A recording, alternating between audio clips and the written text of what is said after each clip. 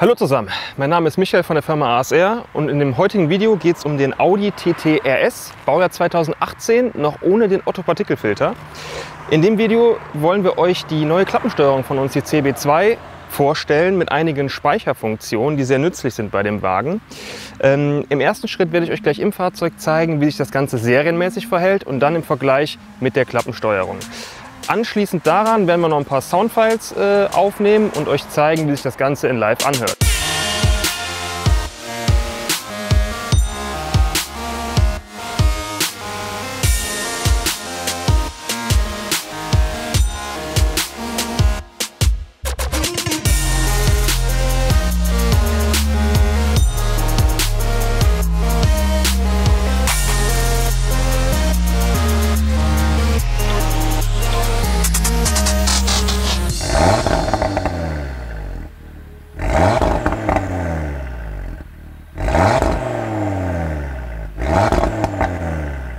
So, kurz vorab, so sieht das ganze Modul aus. Ja, also ein kleiner schwarzer unauffälliger Kasten, die Klappensteuerung CB2. Das System wird unten links im Fußraum verbaut, hinter der A-Säulenverkleidung, also hinter dem Motorhaubenöffner im Endeffekt. Einbauzeit ungefähr eine halbe Stunde. Man muss diese Verkleidung wegbauen und dahinter befindet sich so ein Steckerblock. Da kann man sich einfach zwischenstecken. Das Modul ist komplett mit einem Kabelsatz vorbereitet, also es ist wirklich Plug and Play. Verkleidungsteil wieder dran bauen und man ist fertig. Im ersten Schritt möchte ich jetzt mal kurz erklären, wie sich das Ganze hier derzeit serienmäßig verhält, also ohne unsere CB2 Klappensteuerung. Erstmal zum Auspuffsound an sich, also wie kann ich serienmäßig aktuell den Sound beeinflussen. Grundsätzlich hat Audi hier auch wieder verschiedene Profile, also was die Klappenstellung angeht, den verschiedenen Fahrprofilen zugeordnet. Ich kann über Komfort, Auto und Dynamic kann ich den Sound beeinflussen und in dem Punkt Individual ist es so, dass ich über den Punkt Motorsound die Klappenstellung beeinflussen kann. Es ist serienmäßig aber nicht möglich, dass die Klappen die ganze Zeit offen sind. Also auch wenn ich den Motorsound auf Dynamic stelle, gehen die Klappen spätestens ab dem zweiten Gang, geht eine von den Klappen direkt wieder zu und es braucht eine gewisse Drehzahl oder eine Last, bis die Klappe wieder aufgeht. Unabhängig von der Klappenstellung gibt es bei dem Fahrzeug, hier bei dem TT RS noch von 2018, hat der noch serienmäßig das Misfire. Also dass der Wagen diese Fehlzündungen hat und knallt. Das haben wir im Dynamic. Das hört sich derzeit so an, kann man mal kurz vorführen. Also man muss dafür immer nach dem Fahrzeugstart aktiv Dynamic einlegen. Ja. Dann ist es so, dass im Stand beide Klappen gerade offen sind und ich habe das Misfire. Ja. Hört sich so an. Gehe ich jetzt beispielsweise auf Komfort, gehen die Klappen zu und das Misfire ist weg. Ja. Für diesen Punkt, also für den Punkt also für das Misfire ist aber im Hintergrund der Punkt Motorgetriebe zuständig. Also wenn der auf Dynamic steht, dann habe ich das Knallen, steht der auf Auto oder Komfort, habe ich es nicht. Das hat nicht direkt was mit dem Motorsound zu tun, aber wenn ich halt dieses Hauptprogramm Dynamic einlege, ist es halt mit inbegriffen. Ja, aber darüber kann ich damit spielen. So, serienmäßig gehe ich jetzt beispielsweise mal hin und lege den Dynamic-Modus ein, dann habe ich die Klappen im Stand geöffnet und ich habe das Misfire. Ja, wenn ich jetzt aber dann hingehe und mache den Wagen einmal aus und starte den wieder, passiert Folgendes. Im allerersten Moment sind die Klappen noch offen, dann fahren diese aber zu und ich habe das Misfire nicht mehr. Hört sich jetzt wie folgt an. Ja, also man hört einen starken Unterschied. Ich müsste jetzt wieder hingehen und müsste das Drive Select einmal komplett durchschalten, wieder auf Dynamic, damit die Klappen offen sind und ich das Misfire wieder habe. So, unabhängig von den Fahrprofilen gibt es in dem TT RS noch die Auspufftaste hier vorne. Damit kann ich auch im Hintergrund das Profil auf Dynamic stellen, was die Klappenstellung angeht. Ja, also wenn ich jetzt beispielsweise im Komfortmodus bin und aktiviere die Taste, gehen die Klappen trotzdem auf. Ich habe dann das Dynamic-Profil theoretisch im Hintergrund, aber auch das bedeutet, dass die Klappen nur im Stand offen sind, gehen ab dem zweiten Gang zum Teil zu und wenn ich den Wagen ausmache, resettet sich das alles im Hintergrund. Ja? Ich muss also alles wieder neu konfigurieren. Ja?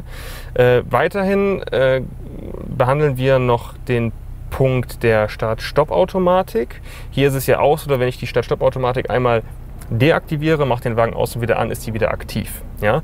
Das sind grundsätzlich erstmal jetzt die Gegebenheiten, die wir serienmäßig haben. Und jetzt aktivieren wir mal die Steuerung und schauen, was sich damit verändert. Um das Modul jetzt zu aktivieren, müssen wir ungefähr 7 Sekunden die Start-Stopp-Taste gedrückt halten. Als Feedback switcht jetzt gleich die Status-LED um, damit wir wissen, dass es auch funktioniert hat. Das würde sonst nicht passieren, serienmäßig. Das macht jetzt gleich unser Modul. Genau jetzt. Jetzt wissen wir, dass das mit der Aktivierung funktioniert hat. Jetzt gehen wir nochmal ins Drive Select und schauen, was wir da jetzt reinprogrammiert haben. Ja, ich gehe jetzt hier, beziehungsweise ich bleibe hier in der Individualeinstellung unter Motorsound. Jetzt ist es so, wenn man hier Dynamic einlegt, sind beide Klappen immer zu 100% offen, auch ab dem zweiten Gang. Es gibt keinen Fahrbereich mehr, wo die Klappen zugehen. Die sind wirklich immer offen.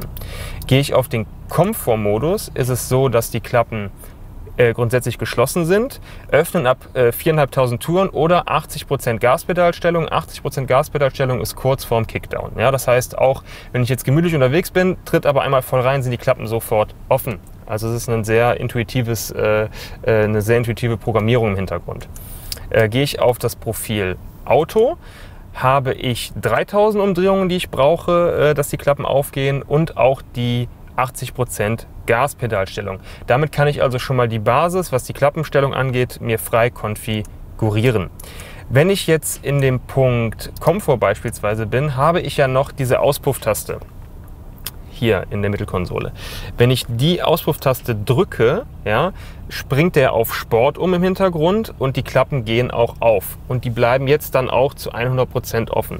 Das kann ich die ganze Zeit machen. Ich kann auch wieder die Klappen damit jetzt schließen. Ja. Damit habe ich weiterhin die Möglichkeit, die Klappen auch unabhängig vom Drive Select zu öffnen und zu schließen. Aber halt mit dem Hintergrund, dass die Klappen zu 100% aufgehen, was serienmäßig nicht möglich ist. Alles, was ich mir hier einstelle, speichert der Wagen jetzt auch ab, beziehungsweise unser Modul.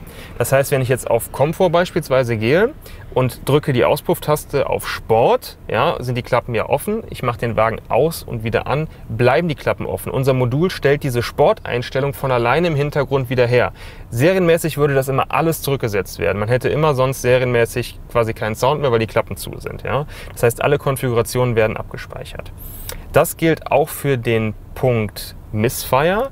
Also wenn ich hier im Drive Select auf Individual mal gehe und den Punkt Motorgetriebe auf Dynamic stelle, habe ich ja dieses Misfire. Ja, und wenn ich den Wagen außen wieder anmache, speichert unser Modul jetzt auch dieses Misfire ab. Ja. So, jetzt als letzten Punkt gucken wir noch mal kurz eben hier auf die Start-Stopp-Automatik. Die ist jetzt gerade deaktiviert. Jetzt gehe ich mal hin, ich habe jetzt im Hintergrund mein Dynamic eingelegt. Ja, also ich mache das Drive Select jetzt mal Hauptpunkt auf Dynamic. Das heißt, Klappen sind offen, Misfire ist vorhanden, Start-Stopp-Automatik haben wir deaktiviert. Jetzt machen wir den Wagen mal aus. Und jetzt passieren im Hintergrund 3 Sachen, wenn wir jetzt wieder starten. So. Im ersten Schritt haben wir im Display gesehen, dass sich die Auspufftaste im Hintergrund wieder auf Sport gestellt hat. Wir waren ja auf Dynamic, das heißt, die Klappen bleiben jetzt die ganze Zeit offen. Weiterhin hat sich die Start-Stopp-Automatik von alleine aktiviert. Sehen wir hier an der Taste, die LED leuchtet jetzt und das Misfire ist abgespeichert. Das hört sich jetzt so an. Ja, also es ist im Endeffekt alles, was ich mir jetzt einmal eingestellt habe, wurde auch abgespeichert von unserem Modul. Ich muss also nicht jedes Mal meine Sachen hier drücken, um wieder meinen Sound zu bekommen. Das System merkt sich alles. Ja? Und dazu kann man halt sagen, dass alle Konfigurationen so gespeichert werden, wie man es haben möchte. Das heißt, auch wenn ich auf Komfort bin, die Klappen sind zu, merkt sich das System das, oder ich bin auf Komfort und aktiviere die Auspufftaste, dann merkt sich das System, dass es stellt immer alles exakt so wieder her, wie man es haben möchte. Und wir haben natürlich auch diese Kopplung des Misfires an die Getriebestellung gekoppelt, also gebunden und nicht an den Motorsound. Ja? Also das einfach nochmal zur Erklärung. Der Punkt Motorsound ist nicht dafür zuständig, sondern der Punkt Motorgetriebe, und daran haben wir es auch gekoppelt. Also auch wenn ich mir jetzt mein Individualprofil konfiguriere, beispielsweise Motorgetriebe auf Komfort, den Motorsound stelle ich aber auf Dynamic, ja, sind die Klappen offen, das Misfire habe ich aber nicht. Ja? Weil so ist es auch von Audi vorgesehen. Und wenn ich den Wagen ausmache und wieder starte, ja, ist es so, dass die Klappen, man sieht es hier wieder im Display, sind wieder auf Sport, aber ich habe das Misfire nicht. Ja, so habe ich weiterhin alle Einstellmöglichkeiten. Ich kann mir alles genauso, ich sag mal, konfigurieren, wie ich es haben möchte. Und das System merkt sich alles. Genau diesen Mehrwert bringt es halt hier in dem TT-RS.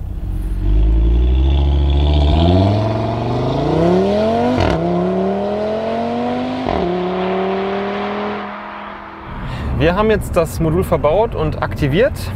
Und jetzt machen wir mal eine kleine Tour und schauen mal, welchen Mehrwert das Ganze auch beim Fahren bringt.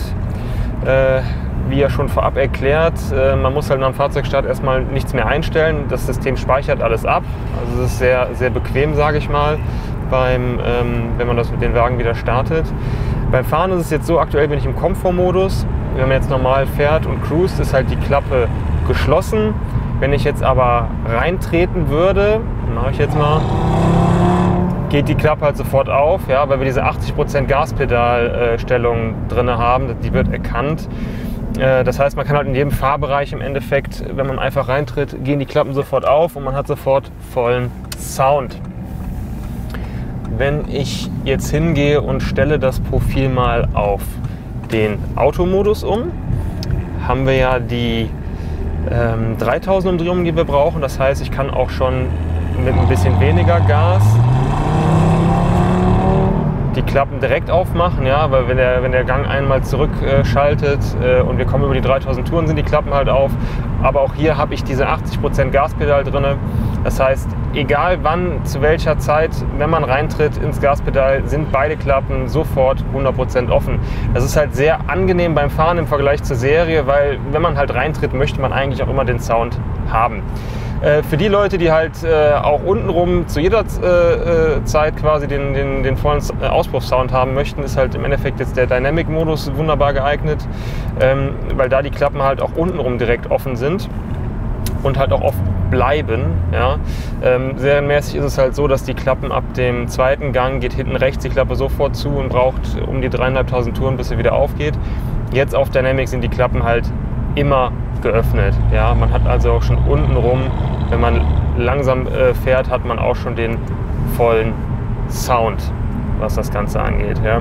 Das heißt, der Mehrwert liegt bei dem System einmal bei der Kontrollierbarkeit vom Sound, dass man halt selber entscheidet, wann man die Lautstärke haben möchte. Im nächsten Schritt haben wir die Vorteile, dass man halt sich das nicht ständig neu einstellen muss nach Fahrzeugstart. Und wir haben den Vorteil, dass der Wagen auch insgesamt lauter wird im Dynamic-Modus, weil halt normalerweise ab dem zweiten Gang eine Klappe zu ist und man es halt serienmäßig nicht erreicht, dass beide Klappen immer offen sind. Ja? Das sind zusammengefasst im Prinzip die Stärken. Und jetzt gleich machen wir noch kurz zwei Soundchecks von außen, Launch Control Start, und dann kann man sich das auch nochmal anhören, wie das Ganze von außen klingt.